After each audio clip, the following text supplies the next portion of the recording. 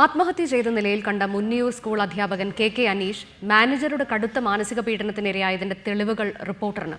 അധ്യാപകനെതിരെ ഉയർന്ന പരാതി തെറ്റാണെന്ന് തനിക്കറിയാമെന്നും എന്നാൽ അക്രമം നടത്തിയതായി എഴുതി നൽകണമെന്നും മാനേജർ നിർബന്ധിക്കുന്നതിന്റെ രേഖകളാണ് റിപ്പോർട്ടറിന് ലഭിച്ചത്. Reporter investigation.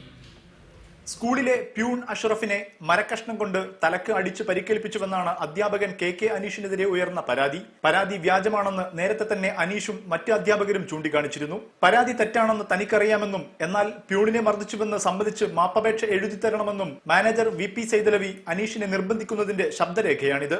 അല്ല സർ, അത് തെറ്റെന്തെങ്കിലും ചെയ്തിട്ടുണ്ടെങ്കിൽ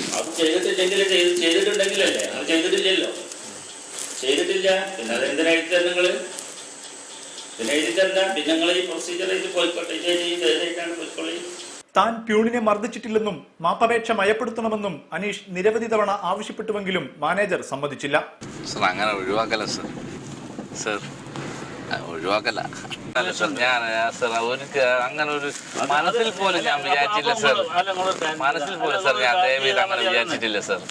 അങ്ങനത്തെ സംഭവങ്ങൾ കോടതി തെളിയിച്ചാൽ മതി, അങ്ങനെ സംഭവം ഇല്ല എന്നുള്ളത് കോടതി തെളിയിച്ചു വന്നാൽ മതി, അതിന് പ്രശ്നമില്ലല്ലോ. അല്ല സർ, അങ്ങനെ പറയുന്നത് സർ, ഞാൻ ക്രൂശിക്കപ്പെടുന്ന സർ. ക്രൂശിക്കപ്പെടാതിരിക്കാനാണ് ഇപ്പൊ ഈ പറഞ്ഞത്. നിങ്ങൾ അല്ല സർ, ഞാൻ പറഞ്ഞില്ല അതങ്ങനെ എഴുതി പോയാലേ പിന്നെ എനിക്ക് ഒരു മാനസികമായിട്ട് സർ നിങ്ങൾ ഇറങ്ങിക്കോ. മാനേജരെ വിശ്വസിക്കാൻ തയ്യാറാകാത്ത അനീഷുമായി ഇനിയൊരു സംസാരത്തിനില്ലെന്ന് പറഞ്ഞ് മാനേജരും PTA പ്രസിഡന്റും അധ്യാപകനെ ഇറക്കിവിടുന്നതും ഓഡിയോയിൽ വ്യക്തമാണ്. അധ്യാപകനെ പിരിച്ചുവിടുന്നതിലേക്ക് നയിച്ച പരാതി വ്യാജമാണെന്ന് മാനേജർ തന്നെ സമ്മതിക്കുന്നതാണ് പുറത്തുവന്ന തെളിവുകൾ. KM Shaheed, reporter, Kozhikode.